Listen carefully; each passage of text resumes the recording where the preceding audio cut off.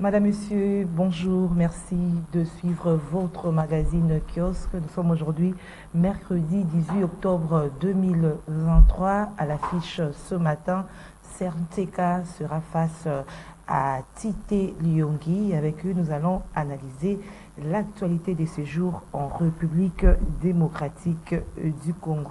Et à la situation à l'Assemblée provinciale ville de Kinshasa, hier déjà, le vice-premier ministre, ministre de l'Intérieur, a réuni tout le parti, c'est-à-dire Lodepoy, Ngobila, le questeur, et l'autre, le vice-gouverneur. C'est en tout cas pour chercher des voies et moyens pour sortir cet organe délibérant de cette crise. Alors, l'ONU s'inquiète d'un risque de confrontation de guerre réelle entre la République démocratique du Congo et les Rwandais. Nos invités vont analyser cette inquiétude de l'ONU. Et puis, processus électoral, la CENI apprend temps et est en assemblée plénière ce mercredi avant la publication de la liste provisoire de candidats présidents de la République. Vous le savez, 24 dossiers a été réceptionné par la CENI. Nous allons en parler avec nos invités s'il y aura les temps. Nous allons revenir sur le naufrage de l'embarcation au niveau de Mandaka qui a fait plus de 40 morts. On dit que les conducteurs, le propriétaire jusque-là ne sont pas encore identifiés. Encore une fois, merci de nous suivre. Sernteka, bonjour. Bonjour madame, bonjour à Tite, bonjour à Karine et à tous ceux qui vont suivre cette émission. Voilà, d'entrée des jeux, j'avais deux choses à dire. D'abord, je voulais rendre hommage à un frère et un ami, Prince Losala, qui nous a quittés. Prince Losala, qui est un grand manager sportif. J'avais fait une émission avec le président Constant Omari qui a dit, quand il a pris les rênes de la FECOFA, il avait contacté Prince Losala pour que ce dernier puisse convaincre le parent qui n'était pas très réceptif à l'idée d'envoyer leurs enfants jouer à l'équipe nationale Léopard. Donc Prince Losala a joué un grand rôle. À l'époque, c'était les Jason Mayel et tous les autres qui sont arrivés, cette vague-là après. Et c'est grâce à Prince Losala que nous avons eu des internationaux, des binationaux comme on les appelle maintenant, à l'équipe nationale. Un grand manager, un mécène aussi, il a soutenu bien d'artistes, quelqu'un qui était dans le monde de la culture. Il a commencé avec Carlos Mabele, mais aussi très engagé sur le plan politique parce que, rappelez-vous du temps de Premier ministre Matata. Il n'y a personne qui a tensé Matata, il n'y a personne qui a affronté Matata sur le plateau de télévision que Prince Losala, quoi. Quelqu'un de très engagé sur le plan social pour l'amélioration de la vie sociale, de la bonne gouvernance. Il s'en est allé.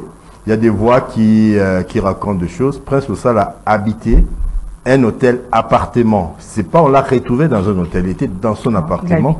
Et j'inviterai les Quinoises et les Quinois, les Congolais, à un peu de retenue, le respect pour le mort, quoi. Surtout des personnes que nous avons eu à connaître, à pratiquer. Moi, j'ai eu l'occasion de le recevoir plus d'une fois. C'est devenu presque un frère. Alors, j'inviterai vraiment respectueusement les uns les autres au respect pour ce monsieur-là qui a beaucoup fait pour que nous retrouvions les niveaux de football que nous avons obtenus là, et notamment grâce à son apport, je l'ai dit, sous le contrôle du président Constant Omari. Paix à son âme. Oui, paix à son âme. Deuxième chose, donc le corps a été acheminé à la clinique, à la morgue de la clinique Galiema après que les inspecteurs de la police, le parquet, la police judiciaire aient fait les constats. Peut-être qu'on procédera à l'autopsie. Les gens racontent des choses qui ne sont pas très proches de la vérité. La deuxième chose, je dirais très vite, rapidement que le fleuve Congo, je le rappelle, c'est pas un dépotoir. Le groupe 8 des Inga 2 a été victime d'un accident parce qu'une brume s'est encastrée dans la turbine des groupes 8. Je ne sais pas si les gens peuvent s'imaginer. Il y a un barrage de rétention et les eaux arrivent, mais ça draine toute la saleté qu'on jette sur le fleuve, quoi. Nous avons fait de notre fleuve un dépotoir et de manière à ce qu'aujourd'hui, les perturbations que nous avons connues, c'est à cause de ce grume-là, donc un gros morceau de bois, qui a endommagé la machine. Heureusement que les experts de la SNEL se sont mis à l'œuvre et ils ont essayé d'arranger la situation. Donc, rappelons aux autorités, malheureusement, s'il y a encore des autorités à Kinshasa, le gouverneur qui veille à la propreté, à l'assainissement du fleuve, parce que le fleuve ne peut jamais être le dépotoir, parce qu'à Inga, on retrouve tout des bouteilles en plastique, des chaises en plastique, on trouve tout ce qu'on jette dedans, et à la fin, on va manquer du courant. On dira de la SNEL, mais c'est pas seulement la SNEL, c'est aussi nous. Voilà. Alors, merci Saint-Tic. Alors, Tité Lyongi, bonjour. Bonjour madame, merci. Je vais légèrement ajouter sur le plan technique, c'est que CRCK est en train de développer sur les difficultés que la SNEL est en train de rencontrer dans le cadre de la desserte en électricité en République démocratique du Congo. Par rapport à ces communiqués, à mon humble avis, surtout en tant qu'un expert qui évolue dans les secteurs, vous savez, le mal des Congolais, on attend toujours que le problème arrive, on n'anticipe pas. C'est déjà connu, la SNEL sait que dans l'hydrologie, il y a les dossiers qu'on appelle la sédimentologie. Les sédiments qui se créent, ce sont les sables et également quelques résidus qui s'entraînent légèrement vers le bâtard d'eau. Bâtard d'eau, c'est là où on bloque par moment de l'eau pour permettre soit il y a un entretien des machines, si on ne travaille pas, et si on travaille, on peut laisser passer l'eau. Mais je me pose la question aujourd'hui, la SNEL a combien de dragueurs? Les bateaux spécifiés pour faire ce travail. Il n'y a pas de dragueurs. Les gens se passent toujours entre le conseil d'administration et le comité de gestion par des conflits inutiles. Et alors que le vrai problème se pose, et en tant que technicien, je le dis à haute voix, qu'au moins les régulateurs doivent faire un grand travail. Combien de dragueurs aujourd'hui la SNEL en a pour nous faire passer à un communiqué entre guillemets qui n'arrange pas pratiquement les oreilles des experts? On peut mentir, on peut créer n'importe quelle communication, mais du moins ce qui est réel, c'est que il faut que le travail de sédimentation soit fait. Dans l'hydrologie, c'est très important. Donc, je regarde là en face en demandant aux experts de la SNEL d'arrêter de se moquer de votre clientèle. Travailler, éviter des conflits inutiles. CD a été rétabli. Le comité des gestion le blog. CD pour nous fait ce qu'il veut avec. Non. CD pour nous doit comprendre qu'on les a placés des gens politiques. Mais les techniciens doivent travailler. Il faut laisser Fabrice travailler. Donc, c'est vraiment entre guillemets, c'est parce que aussi, l'IGF n'a pas encore répondu également à certains problèmes. On doit donner la possibilité à Fabrice de travailler parce que les dragueurs sont là. Les gens qui doivent être là, les experts qui doivent travailler, ils vont le faire comment? Dans l'entretemps, il n'y a pas d'électricité, tout cela on dira, tu sais que vous ne desservez pas le courant. Donc, le service d'intelligence doivent engager les gens aussi qui sont intelligents pour voir le problème qui mine le développement des secteurs. C'est un problème personnel, c'est un problème d'humeur.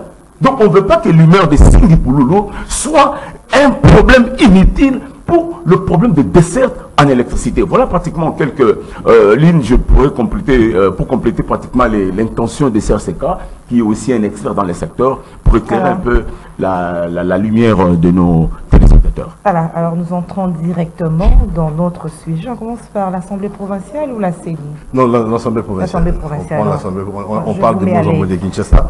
Alors, j'ajouterais un mot. Le conflit entre le conseil d'administration et les comités de gestion n'existent pratiquement pas parce que le DG, aujourd'hui, des entreprises publiques sont des managers qui ont le plein pouvoir et on ne sait pas au bénéfice de l'entreprise quoi. C'est-à-dire, le manager doit avoir un plan de développement de l'entreprise, de sa politique, et si le représentant de l'État qui se trouve être le conseil d'administration entre en conflit et instrumentalise l'autorité, l'autorité gouvernementale, je pense ici à la ministre du portefeuille, à la fin, on est en train de saper les efforts. Il y a des listes de gens qu'on devait engager, des gens qui ont travaillé depuis très longtemps qu'on devait engager, mais en sortant des listes, on voit des noms qui reprennent le nom de certains administrateurs, de certains chefs.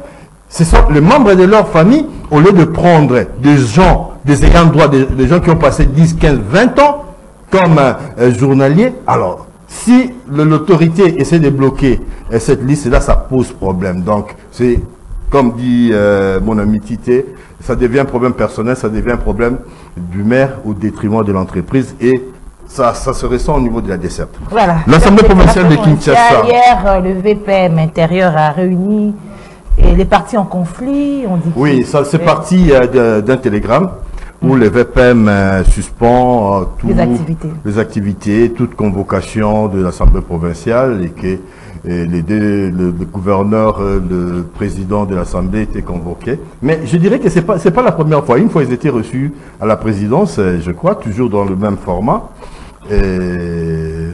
C'était même salué, on a vu.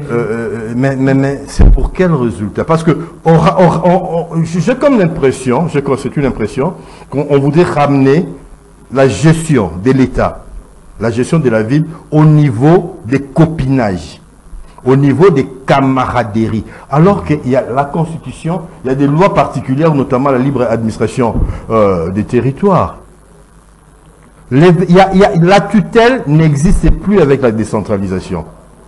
Le ministre de l'Intérieur n'est pas le chef de gouverneur.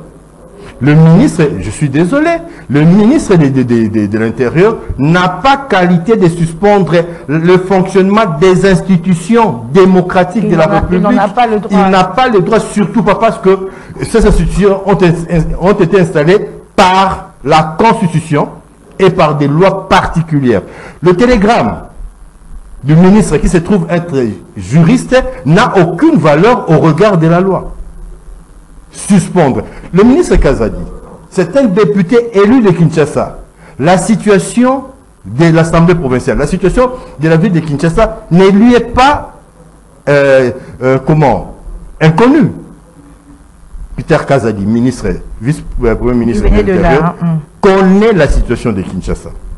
À moins qu'il ait, à travers ces canaux, constaté qu'il y avait un danger qui guettait Kinshasa, un problème sécuritaire. Dans ces cas, pour des mesures, il peut prendre des mesures conservatoires pour épargner la ville de Kinshasa. Alors dans ces cas-là, il n'y a pas de danger. Alors, je me pose la question, je dis, le ministre est mieux informé que moi, donc je suis modeste dans ce que je dis. Peut-être qu'il avait des informations que moi je n'ai pas. Mais je parle sous le contrôle du professeur Vundoawe parce que c'est lui le parrain de la décentralisation. Je vous rappellerai que nous avons commencé la décentralisation en 1982, avant la France. Avant la France. Et on a procédé par la division de démembrement du Kivu, Nord, Sud Kivu et les Maniema. Ça devait aller progressivement après. Avec le président Kabila, c'est allé en grande vitesse. On connaît les problèmes. Là n'est pas le problème. Aujourd'hui, on suspend le fonctionnement. On reçoit le ministre et le gouverneur et le président pour parler quoi? Il y a déjà un conflit. Et la Constitution, la révision constitutionnelle de 2011 octroie au président de la République le droit de dissoudre ou de révoquer le gouverneur dans le cas où il y aurait persistance de conflit. Il y a persistance de conflit parce que ce n'est pas la première fois que le président et le gouverneur se rentrent dedans. Ils se chamaillent autour de quoi? Ils se chamaillent autour d'un bilan par des insultes interposées donc des autorités de la ville. Et c'est disent des choses qu'on ne peut pas dire à la place publique. On a suivi le gouverneur, on a suivi le pasteur, ses tribunes même dans son église. Alors, on n'a plus le temps de gérer, on n'a plus le temps de répondre aux besoins primaires de la ville. Je vous dirai la ville de Kinshasa. Sur les 12 camions anti-incendie qu'avait laissé le gouvernement Kimbuta, il n'en reste que 4. Les autres camions ont été vendus, et patati voilà. La RATPK, la régie d'assainissement, n'a aucun camion, ne fonctionne plus. La régie d'assainissement, ça a été remplacé par un programme qu'on a appelé Kinbopeto, qui a pris les attributions d'une régie régulière de la ville pour nous faire ce que nous avons là. Donc on reste dans la démarche pour... Je suis en train de donner quelques indicateurs. Sur les 4 camions, il n'y a jamais de carburant. Pour quand il y a intervention, on vous demande d'envoyer l'argent par les transferts. Donc, en bref, il y a assez de problèmes. Il y a beaucoup de problèmes. Il y a des problèmes auxquels on n'apporte pas de solutions.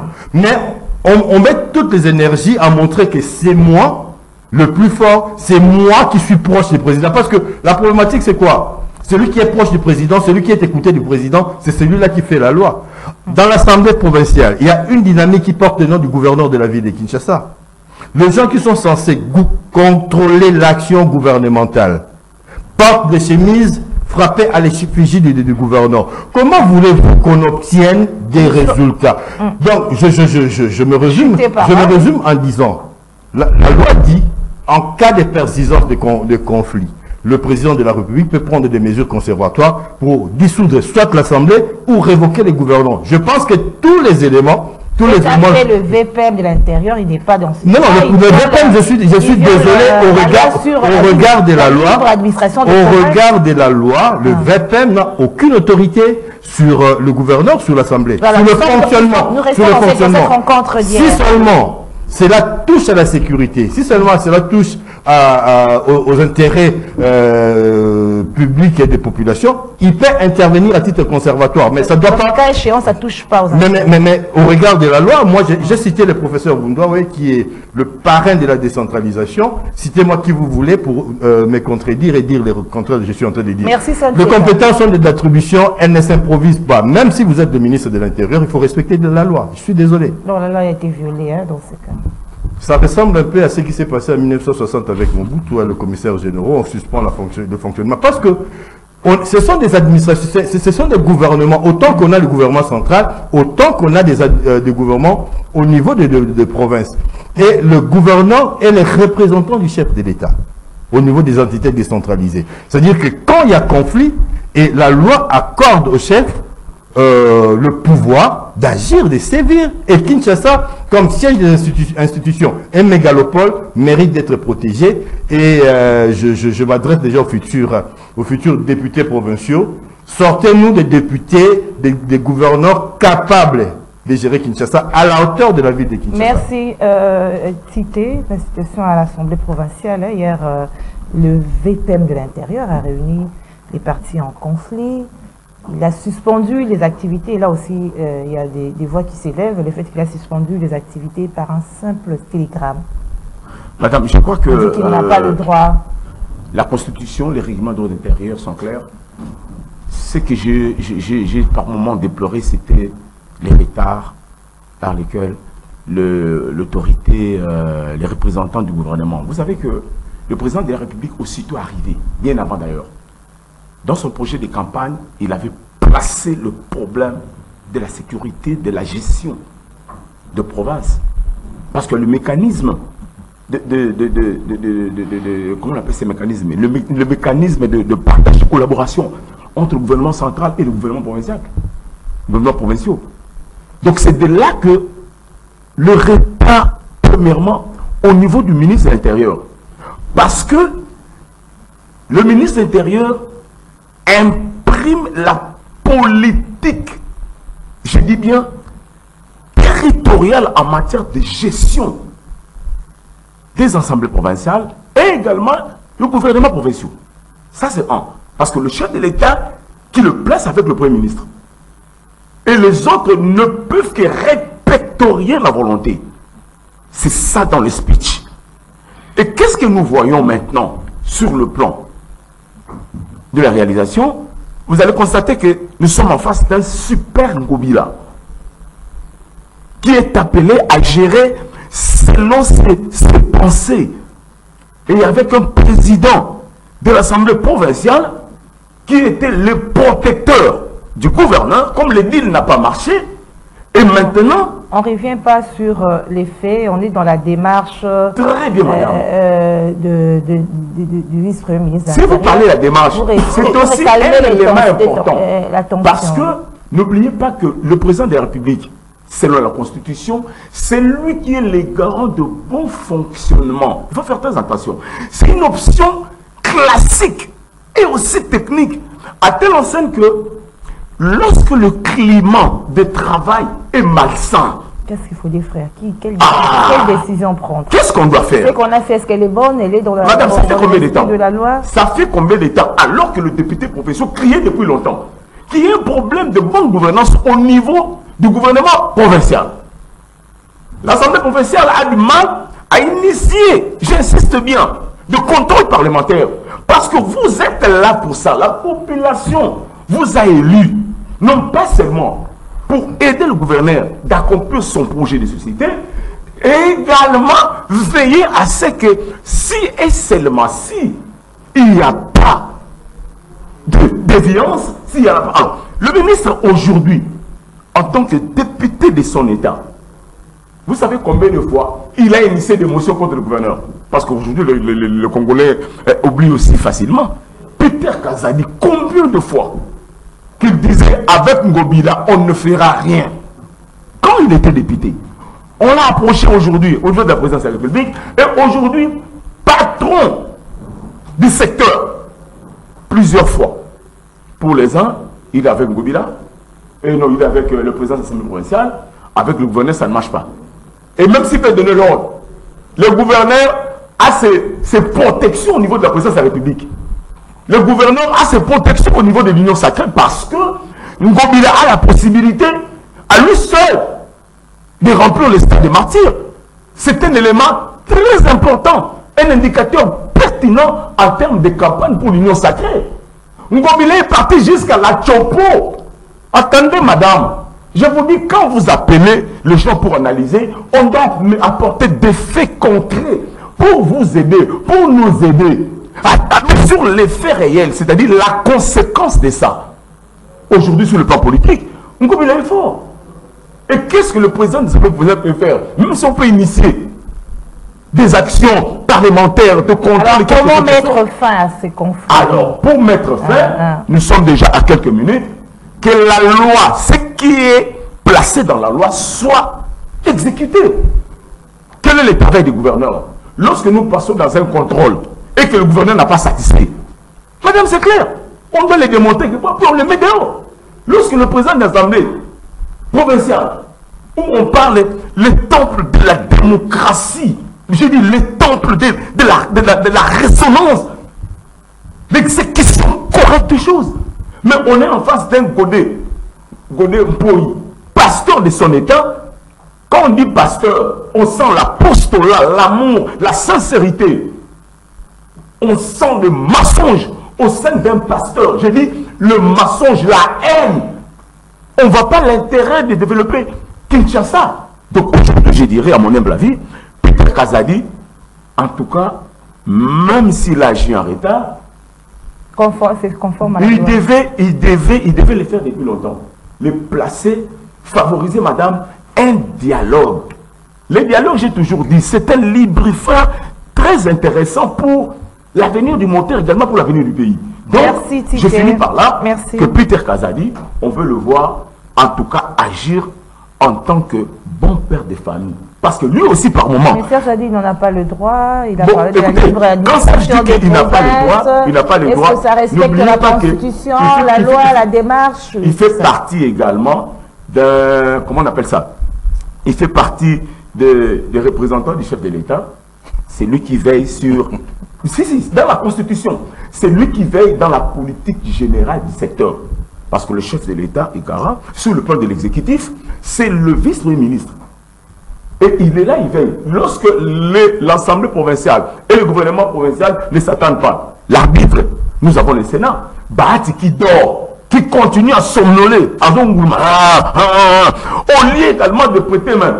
Et voilà, maintenant le ministre a utilisé les prérogatives aussi institutionnelles pour voir, c'est pas pour la première fois, vous avez vu plusieurs fois le ministre de l'Intérieur ont eu à suspendre des activités. Il dort, hein, il travaille. Dans les cas de il ne travaille même pas d'ailleurs. Dites-moi, depuis le mois de septembre, où on a dit le mois budgétaire au niveau de l'Assemblée provinciale, quel est l'acte, pour ne pas dire la session qui a même caractérisé le développement zéro? Merci, merci Tité. Ce sont les distractions. On passe à un autre Non, non, pardon, madame, je voulais juste oui. rapidement, non, c'est très important, c'est très important. Moi, je me répète un peu en disant que le ministre de l'Intérieur, le vice-premier ministre, a certainement des informations qui nous échappent et qui l'ont poussé à prendre ces mesures. Mais au regard de la loi, il n'est pas compétent. Le danger est celui-ci. En suspendant les activités, comment cette ville va être gérée? Il y a des mesures qui doivent être validées par l'Assemblée provinciale. Parce que le gouvernement ne travaille pas, l'autorité budgétaire, c'est l'Assemblée. En suspendant, comment cette ville va être gérée? La session ici est une session éminemment budgétaire. Donc, on doit procéder par la reddition des comptes et puis l'adoption du budget de l'année prochaine. Comment la ville... Et là, je pose la question de responsabilité. En prenant cette mesure, c'est pour parvenir à quoi? Le bien fondé de cette mesure se trouve à quel niveau? Et moi, j'en appelle au chef de l'État très respectueusement en lui demandant de prendre des mesures. S'il faudrait mettre des gens pour gérer, ne serait-ce que le temps qu'on peut nous amener des gens qui peuvent nous amener jusqu'aux élections, qu'on le fasse pour le bien de Kinshasa. Rappelez-vous, Kinshasa, c'est entre 18 et 20 millions de personnes. C'est le siège des institutions. C'est une province, une ville qui ne doit pas souffrir de manque de gérance, quoi. Qui doit toujours être gérée, qui doit toujours être contrôlée. Et si les acteurs en place ont démontré leurs limites, il y a 20 millions, il y a 100 millions de Congolais, il y a 20 millions de Quinois. On peut trouver des gens pour accompagner, surtout que c'est un tournant important avec les élections, avec tous les débats, avec tous les problèmes que cela peut apporter, sans compter le problème de sécurité, des embouteillages et tout ce que vous voulez. On doit faire diligence, quoi. On doit faire diligence et faire en sorte que les institutions puissent tourner. À moins qu'on change de constitution, mais tant qu'elle ne sera pas changée, l'Assemblée doit tourner et contrôler les gouvernements qui doivent toujours se référer à l'Assemblée pour mener à bien ses actions. Merci, Sernteka. On parle de cette inquiétude de l'ONU qui s'inquiète d'un risque de confrontation entre la République démocratique du Congo et le Rwanda. Quel commentaire ça vous inspire? J'aurais bien voulu vraiment ne pas parler de ça parce que ça, c'est le comble de l'hypocrisie. Risque de guerre. Vous parlez des risques de guerre où depuis 20 ans que nous sommes en guerre, une guerre qui ne veut pas dire son nom, une guerre qui a fait couler le sang de 12 millions de Congolais. Risque de guerre. Non, mais je n'en reviens pas. Je ne comprends rien à cette rhétorique. Les Nations Unies, est-ce qu'ils prennent le temps de lire tous les rapports concoctés même par certains de leurs experts ici sur le Congo pour voir l'implication du Rwanda? Combien de fois doit-on répéter que le Rwanda a toujours soutenu et à la base de la déstabilisation du Congo? Mais non, on ne vit pas sur une même planète avec ces experts, entre guillemets, des Nations Unies.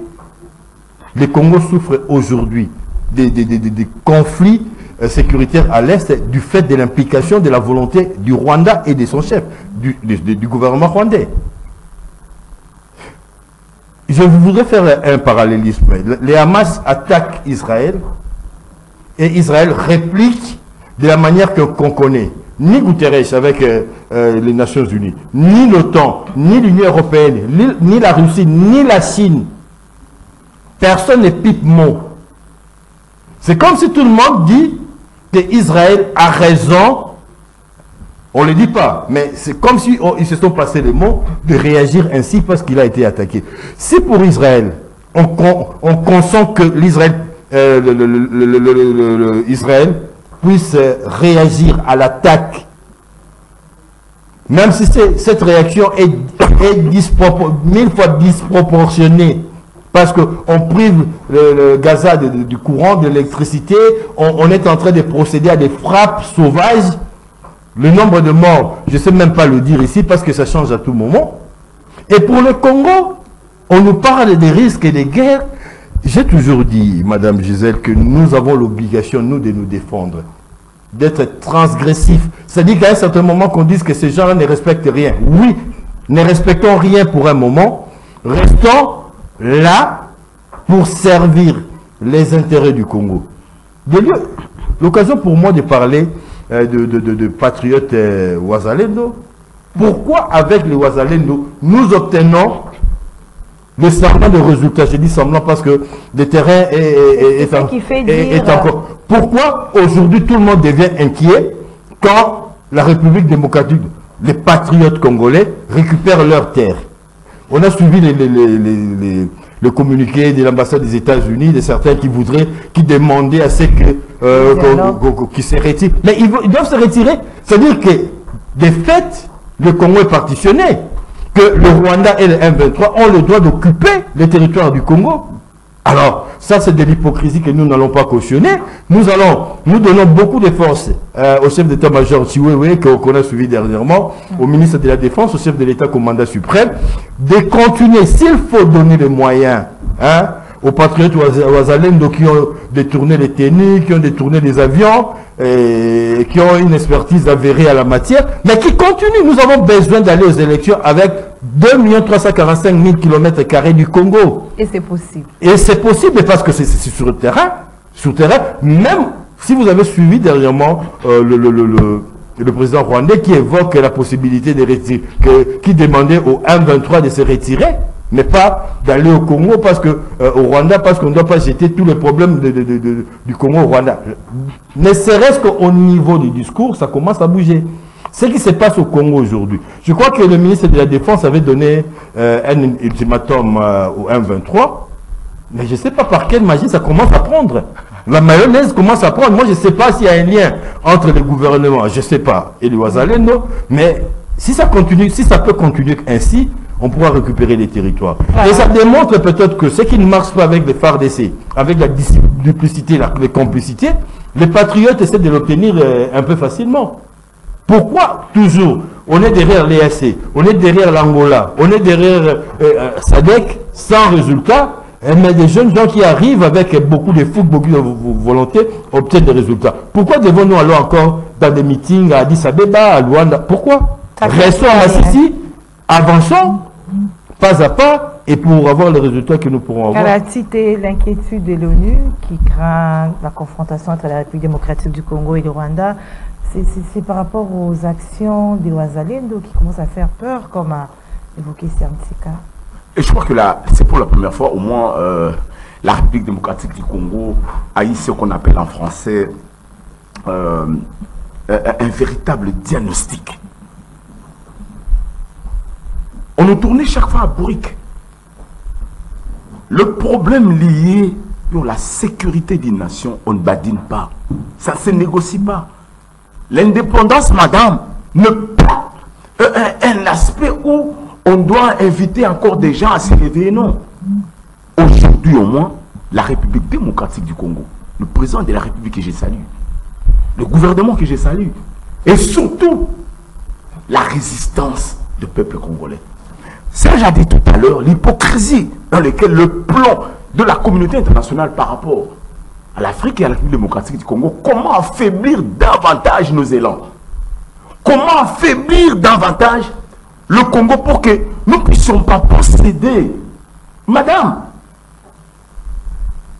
le secrétaire général des Nations Unies, Antonio Guterres, qui crie à haute voix, le M23 a des dispositifs militaires comme une armée, plus qu'une armée. Tout cela, c'était quoi? Une politique de dissuasion pour faire peur. Patrick Moya a tout à l'heure parlé sur la guerre médiatique. Comme on veut également faire la guerre, il y a l'aspect communicationnel. Et alors que les Nations Unies affaiblissaient le courage de la RDC, un certain Ouazalendo qui s'est présenté, les Congolais, les M23 sont aussi des Congolais, selon les Rwandais dans les revendications, selon les Nations Unies. Ils disent que c'est un conflit congolais, Kagame ne peut pas s'inviter, que le leadership congolais arrive à mettre son peuple ensemble pour discuter. Ok, comme le gouvernement aussi a constaté qu'il a failli dans son leadership, il laisse aussi les Ouazalendo faire leur travail avec les M23, et ont présumé que le M23 était des Congolais.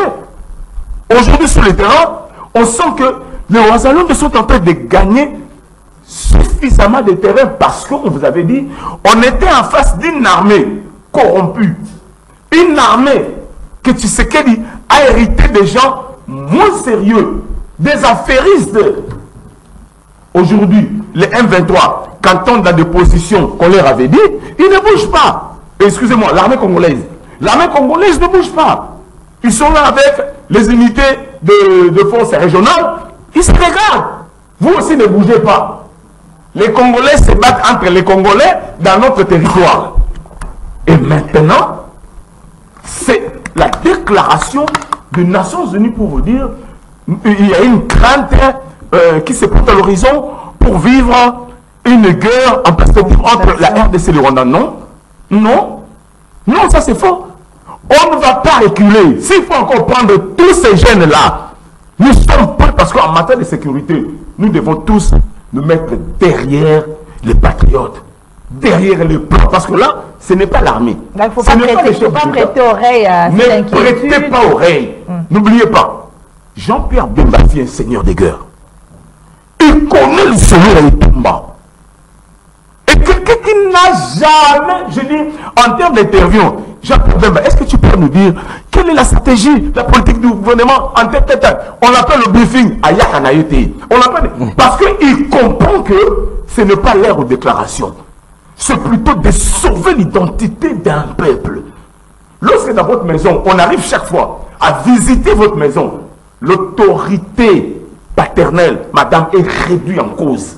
Voilà pourquoi il fallait prendre une option, c'est-à-dire jouer les jeux du Rwanda. Parce que ils disent que pour déstabiliser la République démocratique du Congo, il faut créer les supplétifs. À l'époque, les CNDP, ils ont créé le Rwanda, un mouvement de, comment appelle ça, le 23, un mouvement de fait, ils créent encore un mouvement. Tout cela, le problème, c'était de créer les stabilités. Et aujourd'hui, maintenant, les Congolais, nous avons dit à notre armée, ne vous occupez pas de nous. Nous avons eu nos hélicos, comme eux aussi avaient. On a réussi quand même à pilonner des positions, je vous dirai à haute voix. Vous qui êtes des chrétiens, priez pour les Ouazalais. Vous qui êtes de l'autre côté, mettez à la disposition, c'est-à-dire un fonds spécial de la société civile. D'ici la semaine prochaine, avec Serge, on va commencer cette histoire. Un fonds spécial que la société civile va initier avec les journalistes, où on va prendre de l'argent pour envoyer vers les Ouazalais. Parce que, je dis, c'est une initiative que nous avons prise ici, et vous, SCTV. Désormais, à partir de demain, on va, c'est notre initiative, bien évidemment. Initiative citoyenne. On va s'organiser pour que nous puissions réunir. Ils auront besoin de quoi? Opération 2000 francs à chaque Congolais. 2000, nous allons envoyer aux Ouazalais, et je te dirai, madame, d'ici 2 mois. Que ça arrive, hein? Oh, ne vous en faites pas d'ailleurs, on a été toujours créé. Combien on paye? C'est ce que nous faisons aujourd'hui. Vous vous placez votre structure et nous passons les secteurs. Vous savez, en principe, il fallait nous payer. Je te dis la bonne fois. Je chiffre là, madame, je chiffre pour demander à tous les Congolais. L'opportunité, c'est un moment très important parce que si nous ne saisissons pas la balle au bon, ces gens-là vont continuer à nous distraire. Voilà pourquoi, au-delà de cette qu'est-ce qu'on va créer, également de marches pacifiques jusqu'aux ambassades dans ces pays pour laisser les Ouazalais faire leur travail. Merci. Parce que les Ouazalongo, nous parlons de défendre leur patrie. Et nous, ici à Kinshasa, nous devons nous organiser pour, en tout cas, accompagner cette initiative afin que demain, le Grand Congo puisse garder ces périmètres que nous ont légués dans l'hymne national. Je crois que vous avez dit, nous peuplerons ton sol et nous assurerons ta grandeur. Merci. Processus électoral, l'Assemblée plénière de la CENI, on dit que c'est aujourd'hui, avant la publication provisoire de la liste des candidats président de la République. Il y a risque pour certains candidats. Oui, mais permettez-moi de placer un mot parce que je trouve que c'est beaucoup plus important que les élections, parce que s'il n'y a pas de sécurité, il n'y a pas d'élection. Le Congo doit se construire, pas seulement un discours, mais une politique qui place ses intérêts au-delà de tout. Au jour d'aujourd'hui, la priorité pour la République démocratique du Congo est la sécurité à l'est du pays. Alors, si nous devons concentrer toutes les énergies, si nous avons... c'est-à-dire qu'on ne laisse pas, que nous ne laissions pas guider par les discours ou le propos des étrangers, des gens qui voudraient nous tenir en laisse, quoi. Donc là, c'est pas... Non, non. Je récite le cas d'Israël. Quand Israël veut faire quelque chose pour le bien d'Israël, il se réfère à personne. à aucune structure. Et nous, pour le bien du Congo, on doit arrêter de penser que va dire au Conseil des droits de l'homme, le Conseil de sécurité, parce que le Conseil de sécurité là semble ne pas connaître la vraie situation du Congo. Quand il parle du risque de guerre entre le Congo et le Rwanda, c'est-à-dire qu'il descend de la planète Mars, parce que nous sommes depuis plus de 20 ans en conflit ouvert avec le Rwanda. Donc la priorité doit rester la sécurité, et si on doit sacrifier même nos rapports avec ces structures-là, faisons-les pour un temps. Et quand le Congo va avancer, ces gens-là viendront ici pour chercher les dialogues. Ils vont rester dans des antichambres, et pendant que nous, on va commencer à travailler. Donc le chef de l'État sera là en train de travailler. Ils arrivent, attendez, je vais vous recevoir dans une semaine. Et c'est comme cela qu'on se fait respecter. C'est de cette façon-là qu'on se fait respecter. Apparemment, on ne nous respecte pas beaucoup. Mais avec ce qui se passe sur le terrain, le regard, les discours, les attitudes vont changer, et à notre avantage. Voilà, on parle d'élection, comme je le disais tantôt. Il y a la liste provisoire des candidats qui va être... Mais je pense que c'est un processus normal. Après l'enregistrement des candidatures, on va publier les listes, c'est-à-dire voir ceux qui ont le dossier à compléter les dossiers, vous n'avez pas l'argent demandé, ainsi de suite, et on va tamiser. Et la liste est provisoire qui va être, je crois, confirmée par les cours des tribunaux. Donc, c'est un processus normal. Mais aussi, à côté de ce que nous pouvons, de cet angélisme, de ces attentes des élections, il y a des voix qui se leveraient pour dire que tout n'est pas, je dis des voix, je l'ai dit au conditionnel, tout n'est pas aussi parfait que ça, tout n'est pas aussi prêt. En matière d'argent, en matière de logistique, je pense aussi aux kits qui devaient déjà être commandés, arriver et puis déployés sur le terrain. Et le moyen des transports, on a été avec le ministre Mike Ekila, on a évoqué cette problématique des transports. Le Congo, un pays continent, enclavé, donc par moment on aura besoin de tout le moyen, donc utiliser les avions, les hélicos, les pirogues, les baleinières, même si ça tombe dans le fleuve, et les chemins de fer, tout cela, faire un mix dans le secteur du transport pour permettre. Est-ce que nous avons tout cela?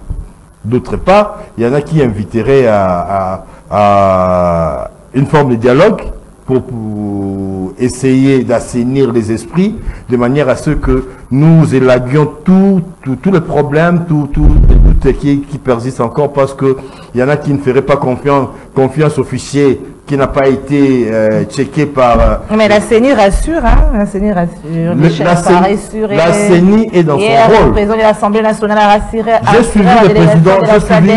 J'ai suivi le président Kadima sur une chaîne étrangère. Mais bon, c'est ce qui est grave. Ce qui est grave, il va parler des élections du Congo ailleurs pour se faire valider. Vous voyez, nous revenons à ce que on fustigait ici. On veut être bien vu des étrangers. Je n'ai jamais vu le président Kadima sur des chaînes locales ici venir à CCTV par exemple pour s'exprimer aux Congolais. Mais on préfère aller là-bas. C'est comme s'il y avait des parrains qui voudraient, qui vous cotent dans vos prestations. Mais le français et les Belges ont leurs problèmes. Il y a le terrorisme en Belgique, il y a le terrorisme en France. Ce n'est pas en parlant du Congo là-bas que les gens seront intéressés. Non. Voilà, il est dans son rôle, pour revenir à ce que nous disions, il est en train de respecter, il a un calendrier à suivre, à faire respecter, mais la réalité politique est tout autre.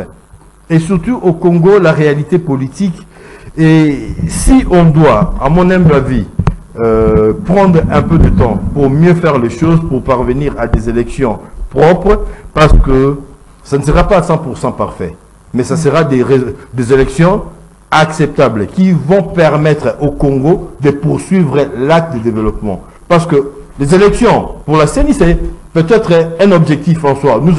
Nous organisons des élections et on croise les bras. Mais pour le pays, les élections, c'est un maillon. C'est vraiment une charnière qui doit permettre à ce que nous passions à une autre étape, mais pour le bien, travailler pour le bien des Congolais. pour apporter les développements. Est-ce que les élections dans le format que nous voulons là peut nous donner à espérer que nous allons avoir un gouvernement qui va travailler en toute sérénité, une opposition qui va être républicaine, qui va essayer de pousser, de bousculer, de contrôler le gouvernement, ou ça sera autre chose? Alors, c'est une problématique qui est là ouverte, qui invite à la réflexion de la part de nous tous. La problématique que je disais tout à l'heure là, c'est par rapport à la liste de candidats qui sera rendue publique. Il y a des doutes sur certains candidats, parce qu'on voit déjà Matata qui sera poursuivi par défaut par la Cour. Moïse Katumbi, on a vu ce qui s'est passé avec son dossier, qui est venu par 2 fois. Est-ce que, oui, voilà, l'analyse doit porter sur ça. Voilà. Écoutez, madame, d'abord, il faut savoir que les élections, selon l'esprit du concepteur, quand vous utilisez les véhicules, lorsque le concepteur te dit, il y a 2 pédales présentement, parce qu'à l'époque on avait 3 pédales, l'embrayage, le frein et l'accélérateur. Et aujourd'hui, la modernité fait que nous soyons en face avec 2 pédales. Il y a le frein, qui est au même moment frein, et également la possibilité de changer la vitesse. Donc ça devient frein embrayage. Et de l'autre côté, il y a l'accélérateur. Il faut respecter la nomenclature des faits. C'est ça le mal. Je dis c'est ça le mal. En suivi évaluation, il y a une section très pertinente qu'on appelle rupture brusque des séquences. Vous savez que dans ces pays, selon les cycles électoraux qu'on a connus, la République démocratique du Congo a réussi à organiser les élections par le moyen propre. Je dis propre. C'est d'abord un indicateur important. Qu'on le veuille ou pas de Joseph Kabila, qu'il vous énerve, qu'il mande Founé, c'est Rabinoté. Mais du moins, Kabila nous a doté d'un indicateur pertinent que on ne pouvait plus réfléchir que demain, on peut encore continuer à quémander auprès des nations sœurs pour demander des apports, alors que la République démocratique du Congo chasse les nations. On a besoin de ces avions et de ces hélicos. Nous sommes en train de demander une chose et son contraire. Je ferme la parenthèse. On va publier les listes, il y aura des contestations. Est-ce que par moment on peut laisser aussi la République puisse fonctionner selon ses règles? Si tu n'as pas versé la caution, entre guillemets encore, j'ai fait un effort pour comprendre cette caution en français qui dit caution non remboursable. Le mot caution, ça signifie quoi? Vous cautionnez pour démontrer que vous avez la capacité, après les exercices, on vous retourne votre argent. On va encore s'exercer pour comprendre. Je dis, on va encore s'exercer. Mais madame, pour vous dire que cet Kadima est en train de nous donner un technicien, il y a un politicien dans ce pays qui a été à un niveau très élevé.